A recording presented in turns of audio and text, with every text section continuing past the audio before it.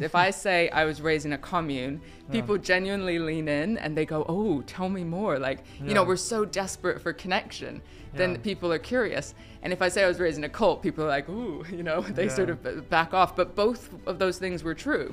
We were considered or grew up thinking we were the chosen generation, we were special, our job was to save people and to get rewards in the afterlife. It's when you're out of the situation and essentially safe, right?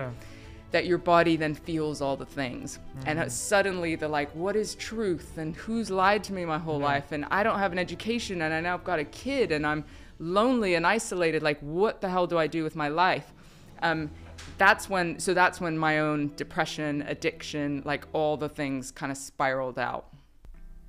Think everyone, welcome back to the Cosmic Bridge podcast. Today we have Petra Velzeboer on the show. Hello Petra, how are you doing today?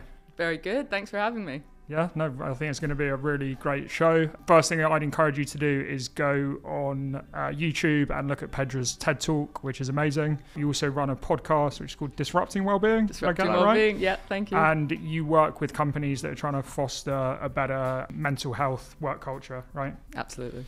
So yeah, we'll probably get into that a little bit later on the show. But I wanted to come back to the start of your life. I think if you look up Petra on YouTube, you'll see a lot of stuff around the fact that you grew up in this cult, which is not something most of us have been through. So I wonder if we could go back right to the start of your life and talk about your childhood and your upbringing. Sure, no problem. Yeah, so I was born and raised in a notorious religious cult. I once saw a list of like the worst 200 cults on the planet, and I think we were number 23. Wow. So kind of like up there, you know, with kind of toxicity and that sort of lifestyle. But interestingly, when you're in it, it's normalized, right? And there were good bits, and it's taken me a long time to kind of be able to not just think in black and white, like bad versus good, but actually think about the nuance. So I grew up in communes. I grew up with people. I'm one of 5 siblings. We had a shared mission. You know, I grew up in India, Brazil, Russia, Kenya. Sort of traveled a lot. Had amazing experiences. Wow. But then throughout that, the thread of kind of control and belief systems, propaganda, like every morning we'd have to read, you know, what the founder said, you know, for an hour. We'd have to memorize things. You know, there were all these little threads within. We didn't go to school as kids. And, you know, I'm trying to give you the highlights or the lowlights rather. And we thought the world was going to end probably every 2 or 3 years. And there would be this kind of cycle. Yeah. And then there would always be a reason why it didn't happen or we were spared or whatever it was. Yeah. But all of these things over time, I guess they affect your nervous system, right? And how you make sense of the world. And so it was much later, kind of as a teenager, that I began to question things. And I guess for me, started leading a double life because I wasn't quite brave enough or had enough backing to say, you know, I'm leaving. You know, I almost used to fantasize that would be the way I could just leave. But it's just like for many people, when we want to move from situations that are unhealthy for us, it's really hard to draw a line under the sand. But also, I didn't have the skills, the qualifications, the direction for how to live in the quote unquote real world. And so there was a lot of fear and just really scary to think, how do you build your life up in a completely different way? Yeah. And the cult, from my research, is called Children of God, the cult, right? And you mentioned it there as one of the beliefs was like the world's going to end within a few years as well. So imagine that you're kind of living in this fear, I imagine, if that's kind of... Well, it wasn't. This is what the assumption is that we're living in constant fear. But we were considered or grew up thinking we were the chosen generation. We were special. Our job was to save people and to get rewards in the afterlife. So it wasn't a constant like, oh my God, the world's going to end. It was like... we've been chosen and, you know, this path has been set before us and it's actually quite special. And so we weren't living in fear, but it was only much, much, much later when I realized that myself and others from my generation could never plan anything beyond 2 or 3 years. Yeah. Like to do a degree or to do something that was like investing in your future. Okay, it was almost like there was a chip missing that we couldn't actually plan that far ahead because life was always in the immediate. So we had to unlearn things kind of as time went on. So encourages kind of short-term thinking mindset. Such short-term thinking. Yeah. And also making whatever your beliefs were, aligning them with the bigger group And any kind of what they would refer to as doubts or things that kind of didn't align with that path, to squash them down, get rid of them, because people who had a voice were made an example of.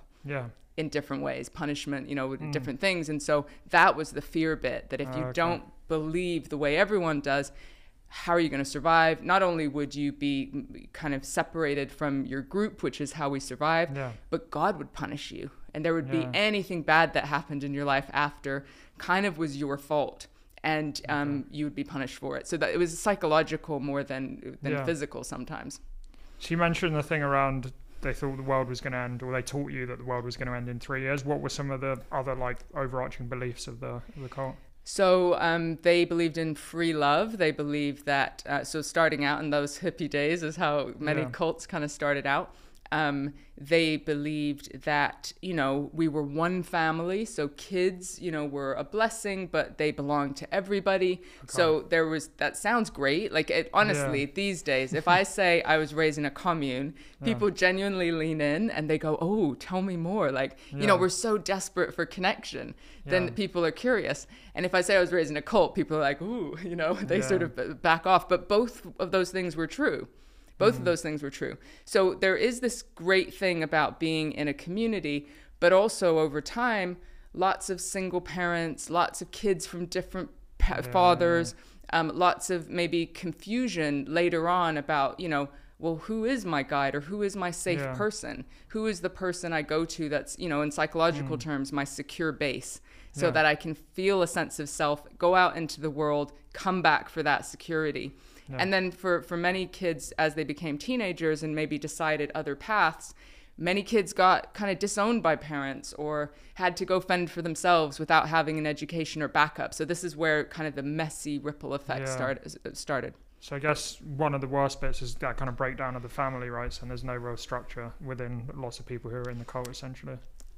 So there's two extremes. So there's a lot of structure, but again, if you decide to go outside of what the agreed structure is, then you're lost.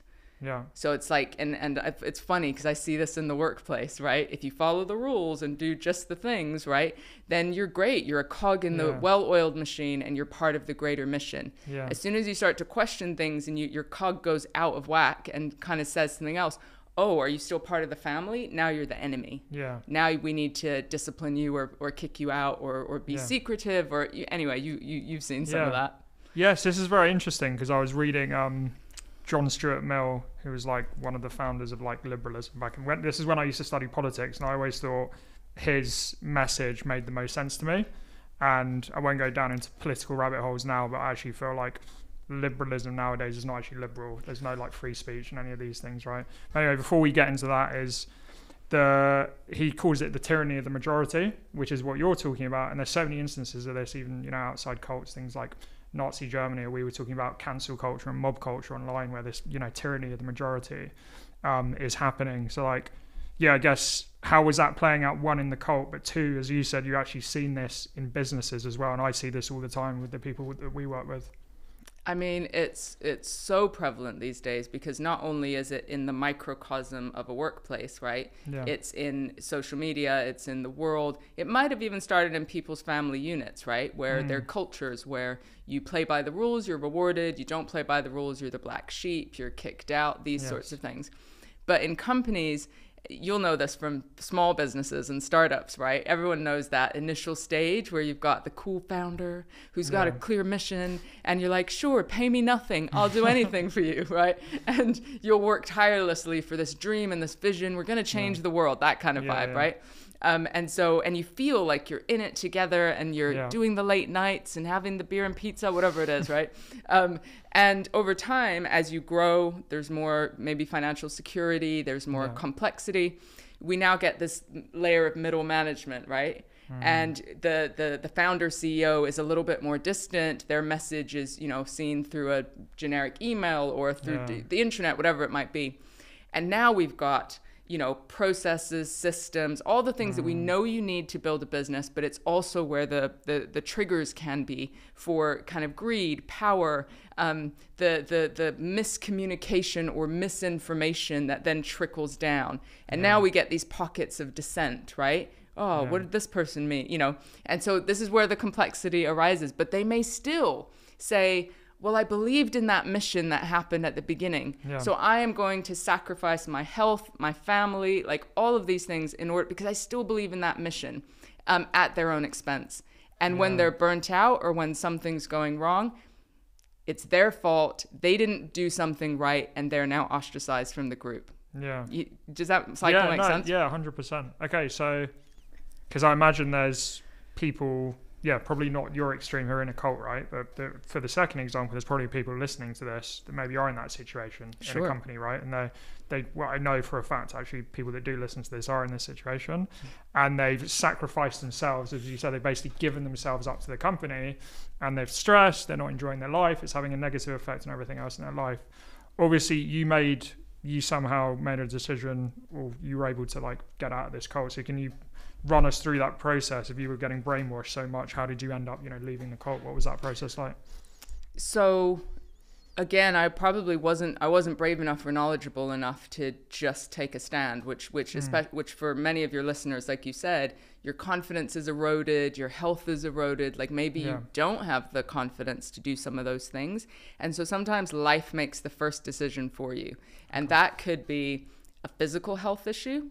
Yeah. It could be a mental health issue. It could be a family drama, a divorce, whatever. Yeah. So it's a life thing that will often trigger change, because change is hard and scary. And we tell ourselves all the reasons for why we don't need to do it.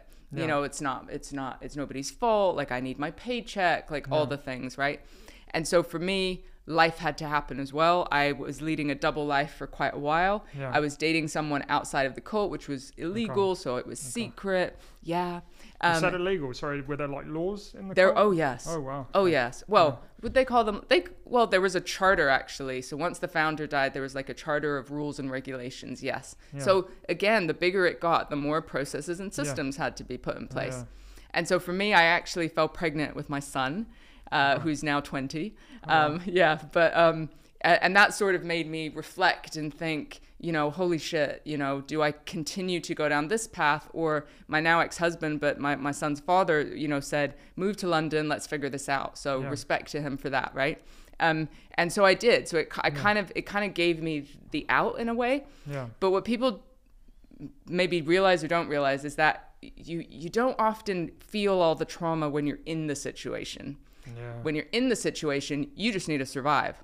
What do I do today? What do I do tomorrow? How do I look after myself? It's when you're out of the situation and essentially safe, right? Yeah. That your body then feels all the things. And suddenly they're like, what is truth? And who's lied to me my whole life? And I don't have an education, and I now have got a kid, and I'm lonely and isolated. Like, what the hell do I do with my life? That's when my own depression, addiction, like all the things kind of spiraled out. Wow. And I know I was talking to you before that one of the things you said in your TED talk, which I liked a lot, was the quote about, you feel fortunate enough to have like looked into the abyss, right? Because a lot of people haven't been through that level of suffering in their life. And I was saying I liked it. I'm going to butcher the Nietzsche quote, but the Nietzsche quote is something along the lines of like, if you stare into the abyss long enough, be careful because the abyss will stare back at you. But the reason I'm coming to this is, so you left the cult, obviously you came to London, and as you said, maybe from the outside, people would have thought, if she's got a kid, she's got a partner, everything's good. But it seems like that was actually the period in your life where the abyss was really staring at you, and it was very tough. And when I do keynotes, I often show two pictures. One is where I look like I'm in the abyss, right? I've got a shaved head, and I look like the classic image of despair. Yeah. And then I highlight, like, that wasn't the picture that highlights when I wanted to take my life.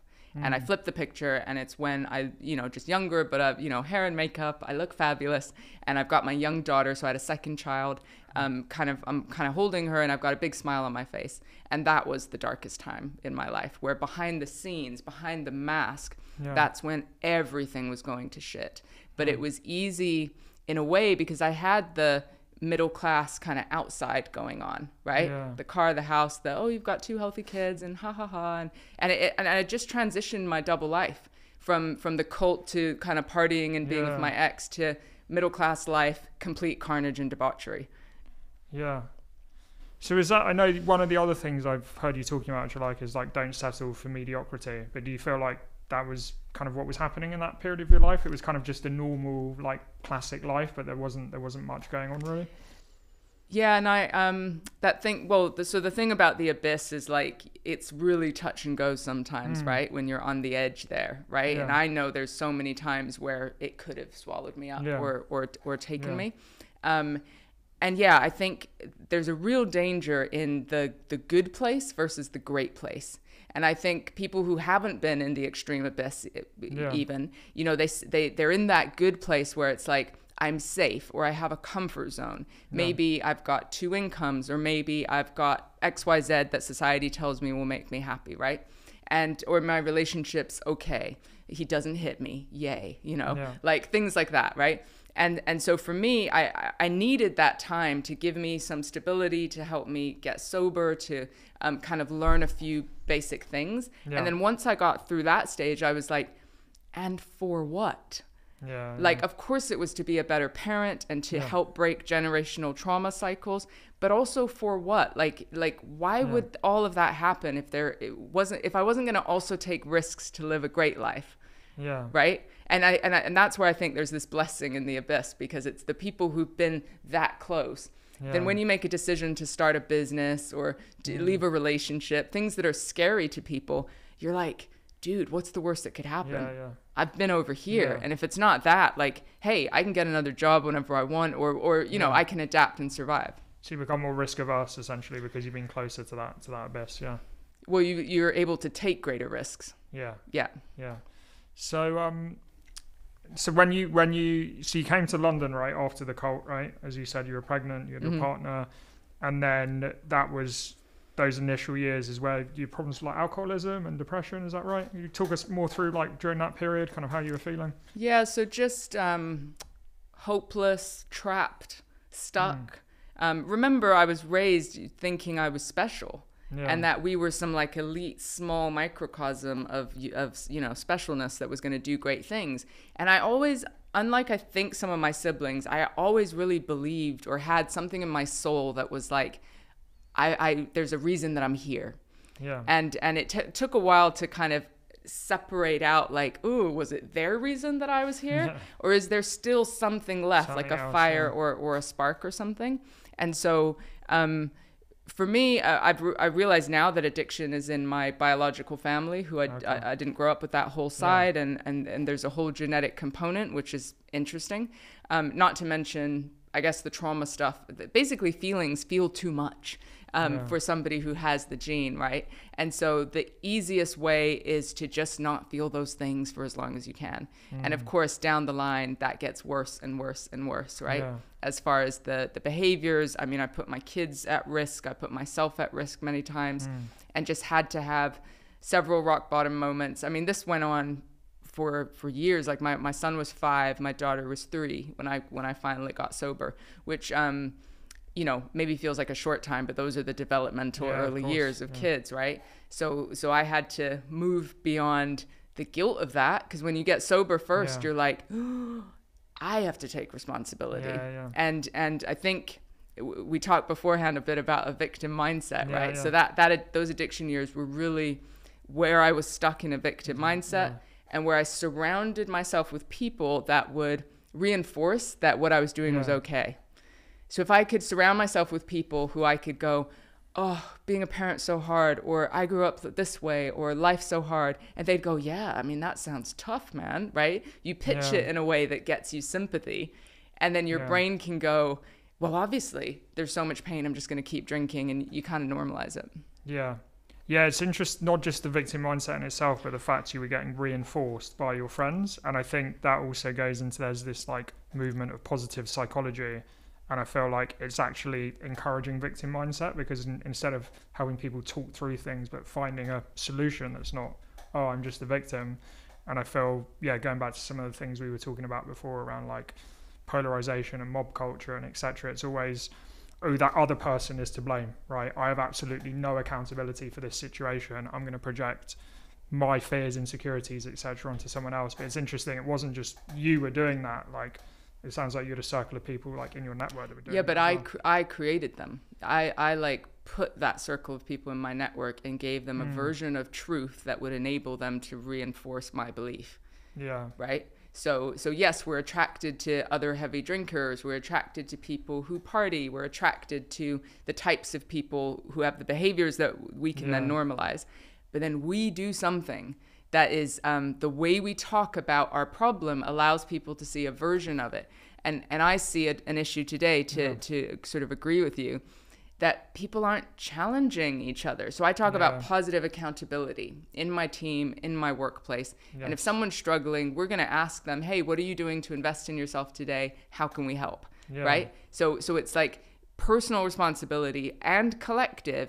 But if everyone stays quiet or just says, I'm going to hide, and what I mean by hide is I'm going to have a duvet day, I'm going to call an outsourced number that has nothing to do with where I am. We can all pretend that the problems just live somewhere else rather than they're in our community and we can support each other through them. Yeah, well, there's a stat I saw recently. It was funny, actually. I don't even know Esther Perel. She's actually Esther Perel. And she was saying it in a relationship context, but I was actually thinking about it in a workplace context, where she said 75% of people are conflict avoidant. And I think this is everyone, because obviously people think, we've got a snowflake generation younger, they don't want to have fights. But I've seen it in my work. It doesn't matter if someone's 60, 50, 40. People don't want to have these tough conversations. And she was saying that the offline thing, working remotely, that makes it worse, because obviously it's slightly easier when you're looking someone in the eye to like bring up something that's a bit more difficult to talk about. But anyway, I think this is a big problem of, like you're saying, instead of me tackling that head on, I'm going to go and like gossip with someone else versus like having a tough conversation with that person and actually talking it out and making things better. I completely agree. But I also counter the yes, it's harder in a remote world, but not impossible. My team are 100% remote. And we try and meet from time to time, but we are, and they would say, very honest, very open. It's very important to us to lead by example in this topic. And I don't know these days if it is actually easier for people face to face to have conversations. There's a mix. I think for some people, they get together at a conference or an event, or they're in the office and they're bloody awkward, right? Sure. And I still have managers and people coming to us for advice who say, so what can I actually say to someone? Like they want me to give them the words, like the actual language for how to check in on someone. And I'm like, wow, are we still there, right? And it's fear. Am I going to say the wrong thing? Am I going to mess things up more? Am I going to feel uncomfortable? But it is possible remotely. You just have to be a bit more explicit. Say the thing rather than wait for the intuition of like, their body language or what did they do? But people aren't very good at that these days either. Yeah. So there's a lot of skills development that we need to kind of practice, but we have to get out of like survival mode first.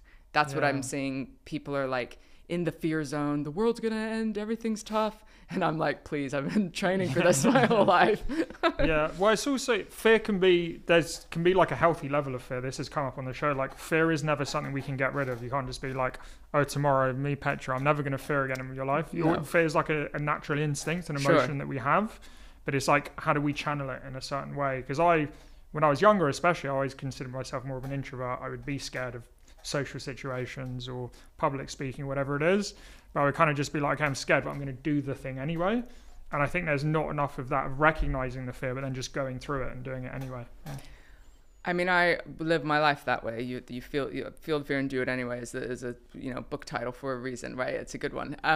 But I think these days there's many more layers of fear. So back in the day, you'd be afraid of like maybe, I didn't go to school as a kid, but speaking up in front of your class, you'd have to present something, or talking to a girl or a stranger, or your first job interview, right? Like natural, and then of course actual danger, right? If something would happen. So that was your microcosm of where fear might play out. Yes, you might have some existential fears about death or about bigger things, right? But these days, your nervous system is also experiencing the fear of something going on in China, the other side of the world, Ukraine, Palestine, like all these different layers. Now, bad things have been happening in the world. I mean, I grew up believing that the world was going to end like from the age of 1. You know what I mean? So things have been going on, but so I would always kind of counter it with like, which bits are in your control and which bits are not, and check your influences.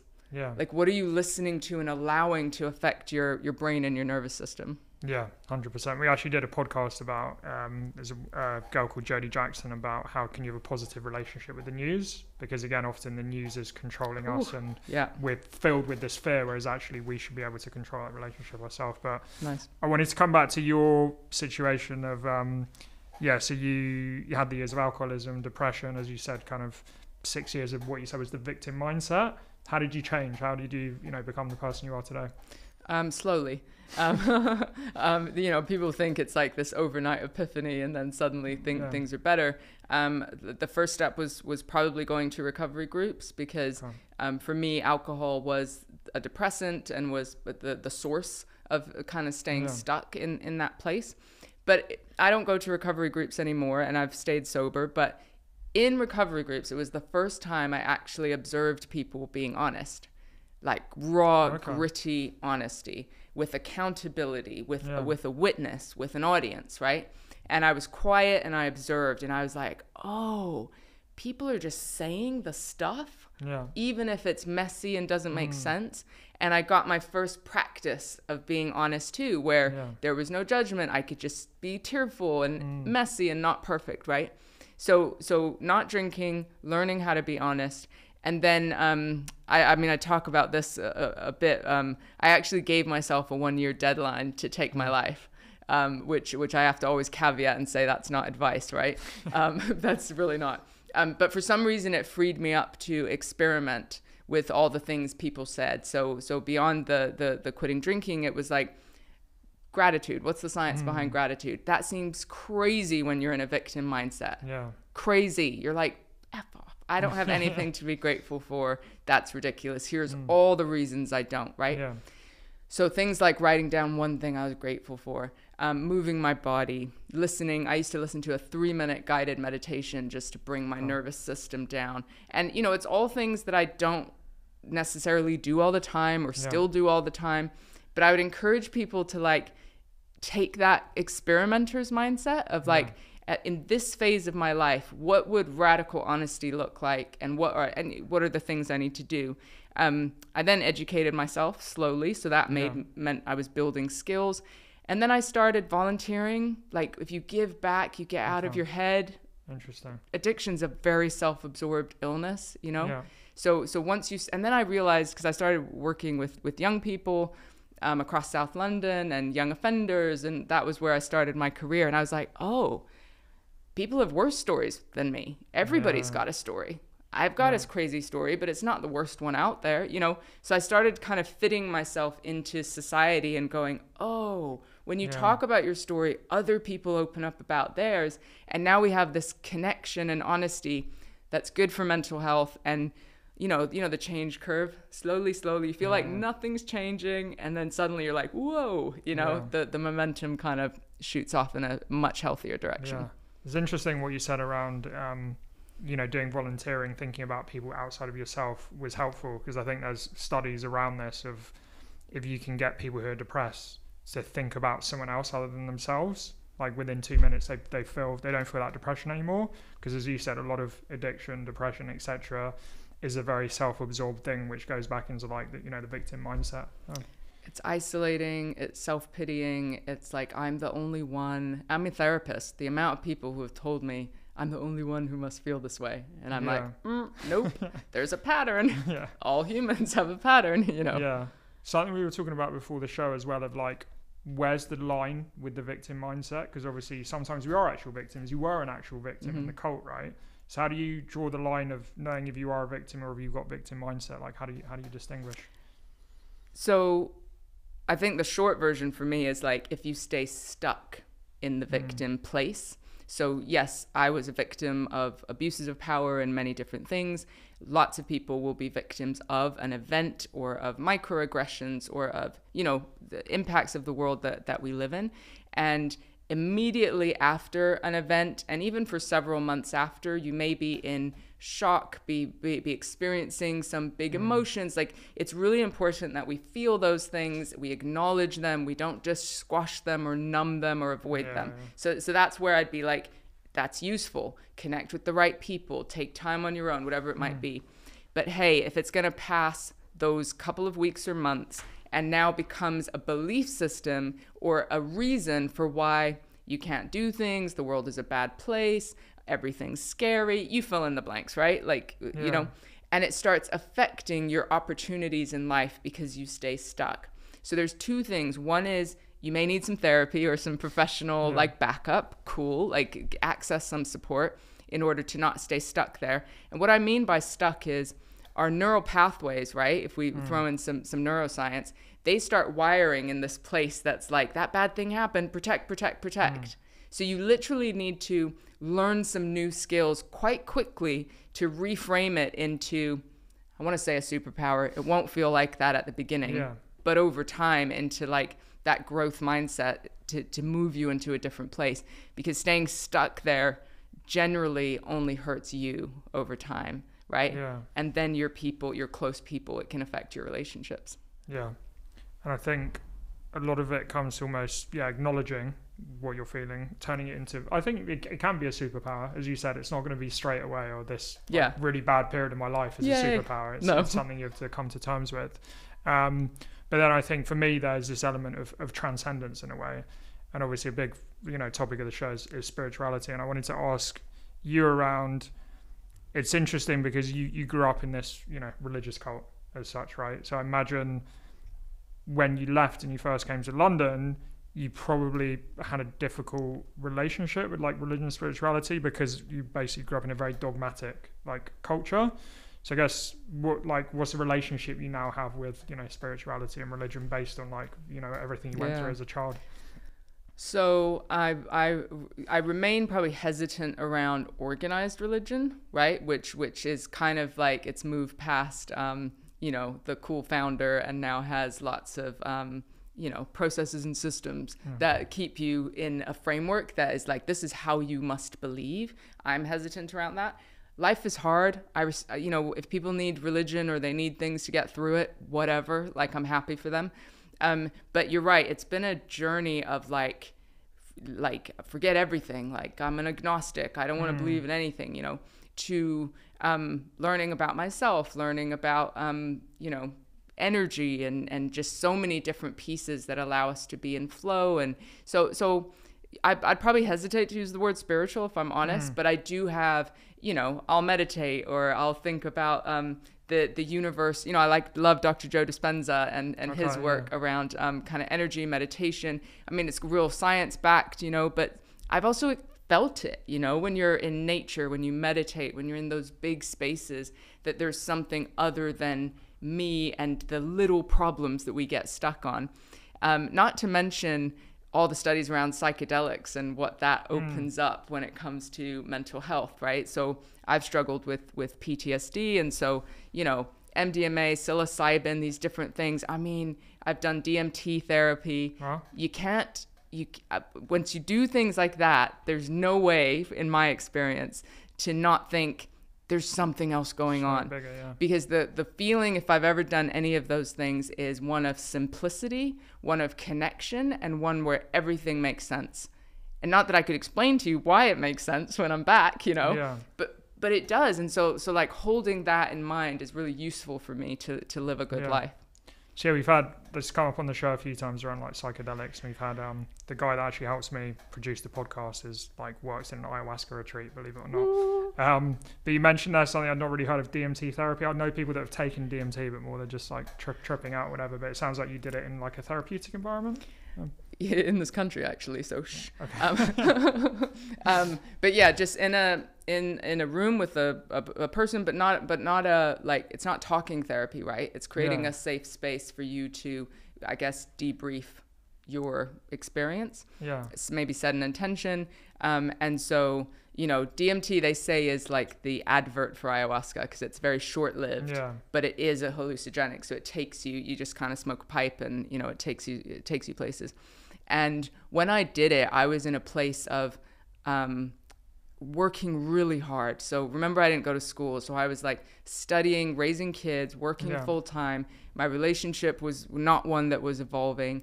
And I was like it was like my nervous system, I could use it as a superpower in the short term, which was, I'm going to just drive hard and get to where I want to go, you know?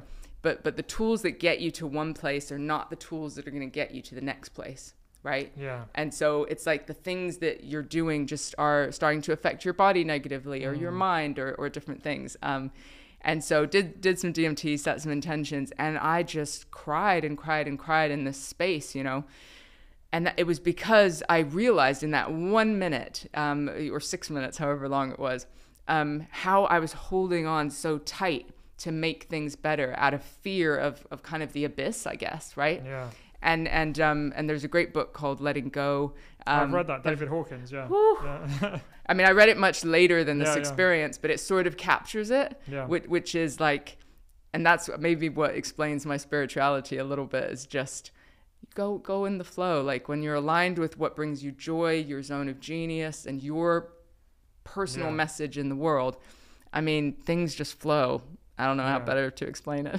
Yeah, we've actually got a module at Growth Genie which is all around like the psychology of selling, and it's pretty much based on Letting Go by David Hawkins, because it's like these are the emotions that you're going to feel in sales, and then this is like an antidote you can have. But we also say everyone should have their own antidotes, again, to the fear, anxiety, pride, you know, all the things that David Hawkins talks about. It's like just recognize it, let it go, and then work out what's your story, what's your antidote when you're in those particular situations. But yeah, it's a brilliant book. I love that.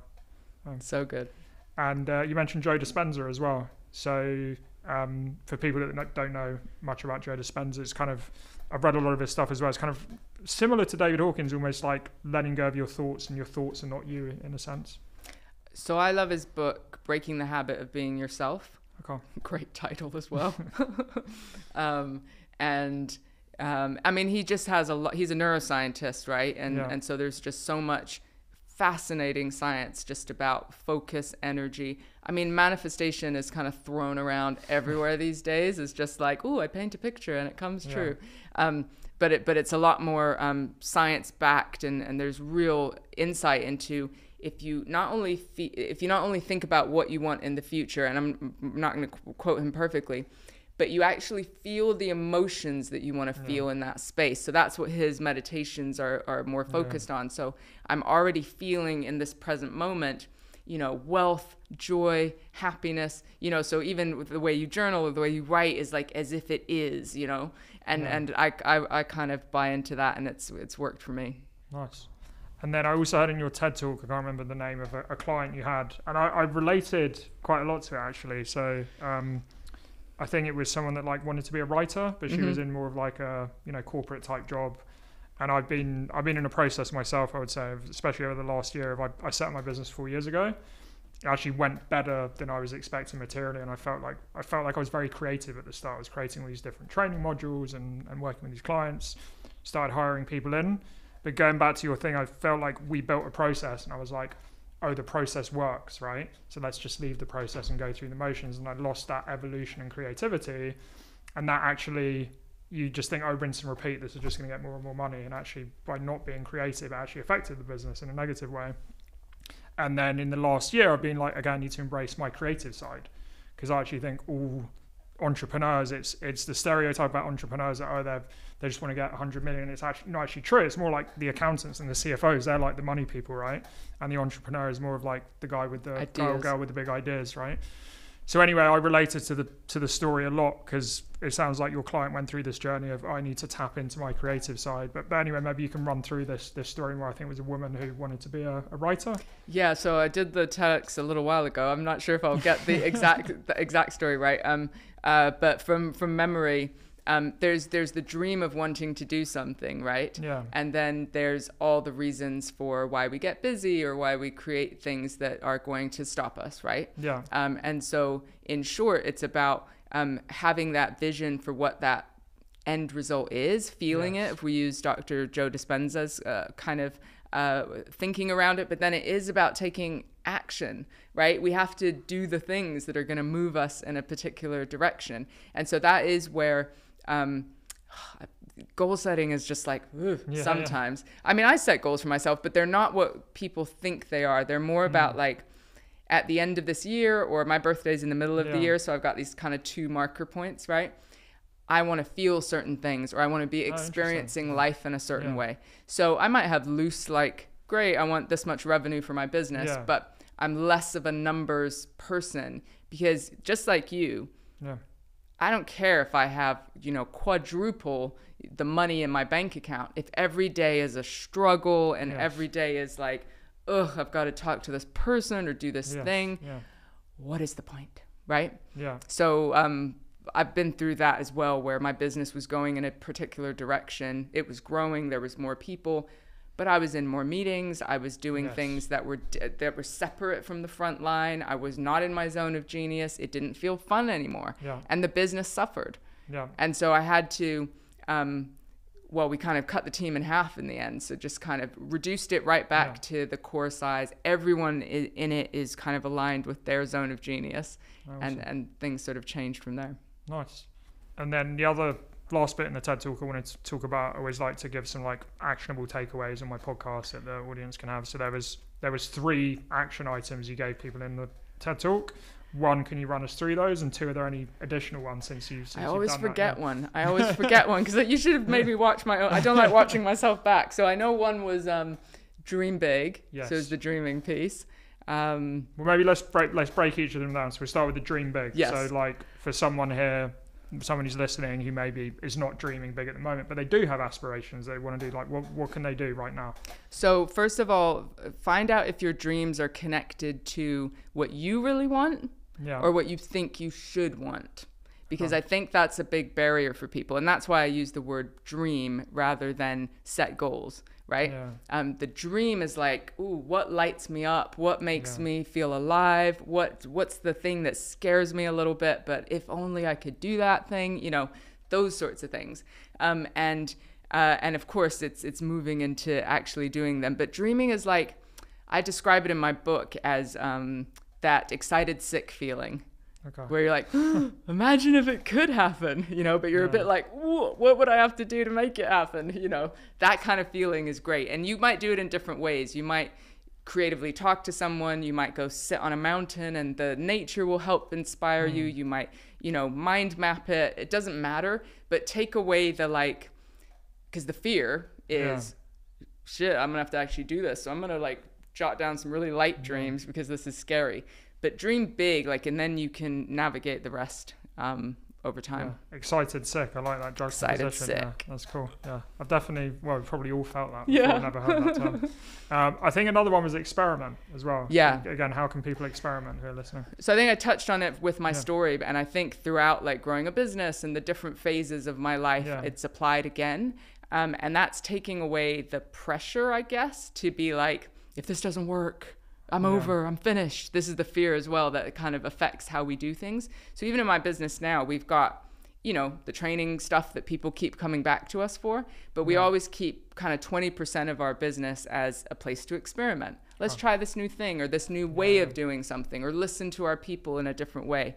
So it's good for business, but also experiment with your mental health well-being practices, because I think we get quite fixed in oh my god, I didn't have an ice bath, and then meditate and then journal and climb a mountain and set my goals and manifest and blah blah blah, right? And then I'm so anxious, and you think, of course you are, right?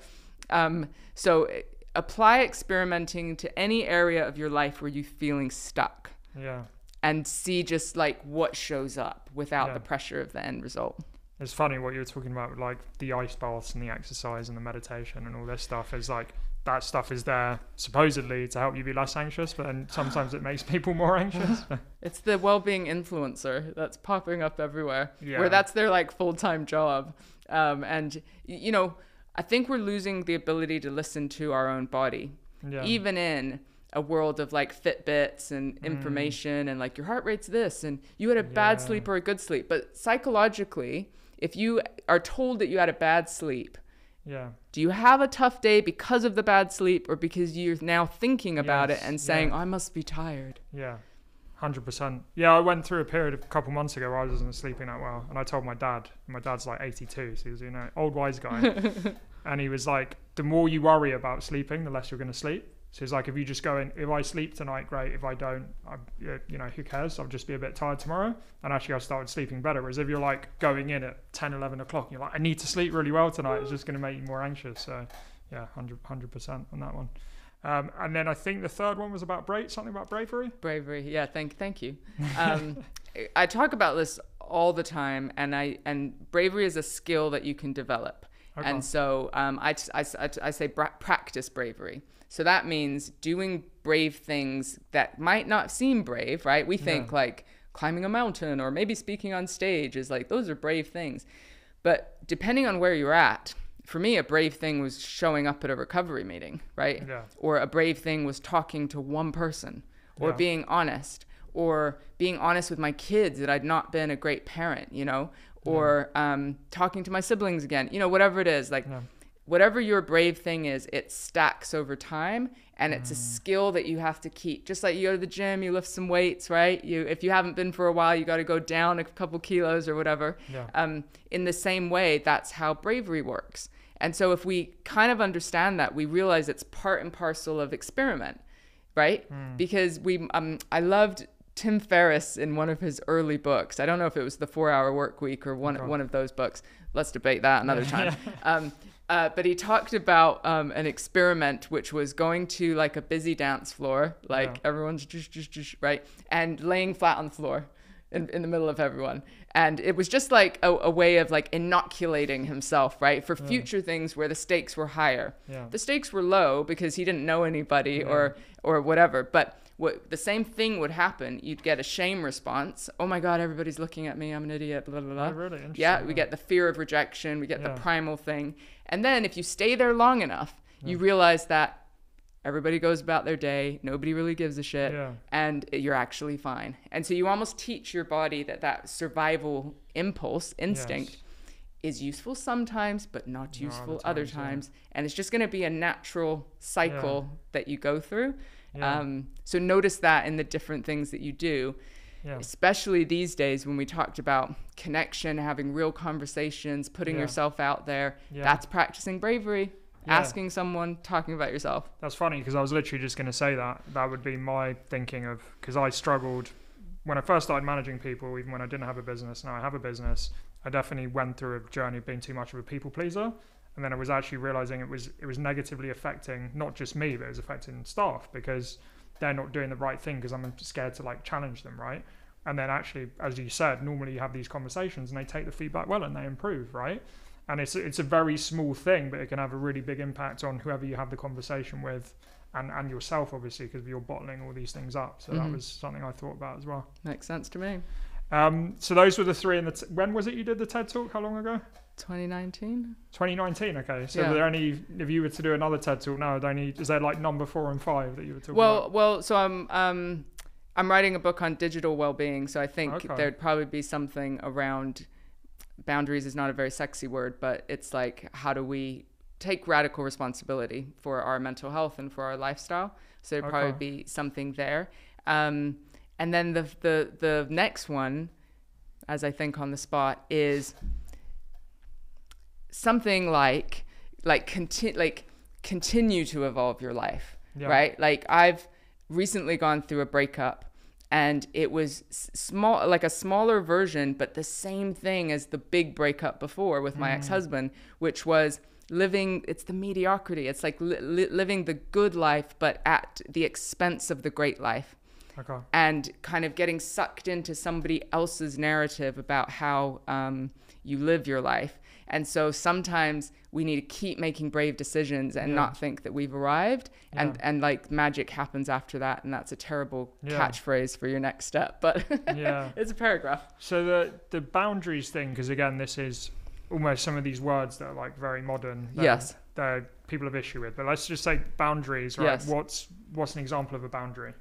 I mean, so we might think a boundary is like, I'm going to close my laptop at a certain time, or I'm going to not have my TikTok, on, or I'm going to read before I go to sleep because I'm going to sleep better, like digital kind of stuff. But the thing is, we have the idea, just like I had the idea of like, I should drink no more, right? Or I'm only going to have one, right? Yeah. And 2 days later, I'm out of a blackout and, what happened there? And the same thing happens. It's like we have the boundary, but then it just gets eroded by life, by people, these different things. So I think there's a step before, which is assessing what you really want. Yeah. What's the direction you actually want your life to go into? And will your habits, devices, relationships, environment help you get there or harm you? And if you really are honest with yourself, it'll give you a little bit of a roadmap of what to begin to practice to let go of. Yeah. And tell people, because the thing about recovery groups was accountability. So find yourself a buddy, like an accountability person where you go, this is the boundary I'm going to try and stick to. Yeah. I want you to help call me out on it. And I need to, there's ways that you can do it in your life. Yeah, the accountability partner is a good thing. Again, going to, and this has come up on the show before, that we're always trying to surround, I think online is a great example of, the whole cancel culture. Polarization is to do with people are just in silos with people that think like them, whereas accountability is the opposite of like, I want you to call me out on my bullshit. And I think we don't surround ourselves with people enough like that, right? They might want the same thing, but we're not asking for it and being brave enough to give and take. So like test it out. And if your friends are not the people that will do that, well, reassess, Yeah, 100%. Last question. So I always ask, what advice would you give to your younger self? But rather than leaving it generic, I give like a particular context. So in your case, it could be you're in the cult. You kind of you're in those teenage years, as you said, where you're like questioning things. Like, what would you give to, what advice would you give to Petra back then? It's a tough one. It feels a little bit cheesy because it's like life will get better, It's more nuanced than that. It's like you can make your life better, right? Yeah. So I would just say, just go with the flow. This experience is going to turn into your superpower. The thing is, I wouldn't have believed it at the time. That's the funny thing. And it's the classic, like, it's gonna be okay, like you putting yourself out there is not going to make the world end. And that would have been a deep kind of message given the way I was raised, I guess. Yeah, 100%. And as we get older, we realize it's those dark times that really build our character. And actually, as you get older, you have those life experiences where you think, oh, well, actually, my life's been worse before this problem. It's actually probably going to make me better and I'll come through it. But obviously, when you're a teenager in that situation, it's difficult to have that perspective. So. And people don't understand. I was the most quiet, shy, like silent, invisible human as a kid. Like I just hid from any kind of risk. So it's quite an extreme, like, oh, you now get paid to be on stage, right? And so people assume that like I was always just extrovert and like able to do all these things. And I really wasn't. Like every single thing was something I had to teach myself and build the skill to do. Yeah, 100%. And I see that a lot with salespeople, where there's the stereotype of like the very extrovert, like really charismatic salesperson, but often it's someone who's just studied, is diligent, doesn't have a victim mindset, is constantly trying to get better. And as you said, eventually is they're closing a huge deal or becoming a manager or a CEO of a company, right? So I think there's a lot of people that have been through your journey as well. Agreed. Well, yeah, thanks a lot for coming on, Petra. It's been great. Thanks for having me. Cheers. Subscribe to us across all the podcast platforms and on YouTube, and we'll see you on the next episode of The Cosmic Bridge.